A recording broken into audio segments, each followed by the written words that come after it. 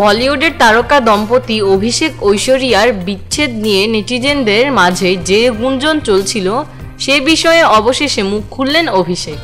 সম্প্রতি ভারতীয় গণমাধ্যমে দেওয়া এক সাক্ষাৎকারে অভিষেক নিন্দুকদের কড়া জবাব দিয়েছেন এবং স্পষ্ট করে দিয়েছেন তাদের সম্পর্কে কোনো ছেদ পড়েনি। অভিষেক সাক্ষাৎকারে বলেন, লোকে যা বলে তাতে আমার কিছু যায় আসে না, তবে আমার একটি পরিবার রয়েছে, তারা দুঃখ পান।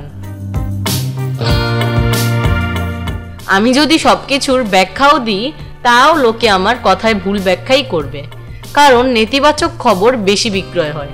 আপনি নিন্দুকরা আমার কেউ নন, আপনি আমার জীবন বাঁচাতে আসবেন না, তার কথায়। সুতরাং আমি কাউকে উত্তর দিতে বাধ্য নই। যারা নেতিবাচক কথা ছড়ান তারাই উত্তর দেবেন, আমি নই, কারণ আমার এই কথায় কিছু যায় আসে না। কম্পিউটারের সামনে বসে বসে ভুলভাল মন্তব্য করা কোনো কাজের কথা নয়। ভাবা উচিত আপনাদের মন্তব্য অনেককে ব্যথা দেয়। জানি না কতটা মোটা চামড়ার তারা।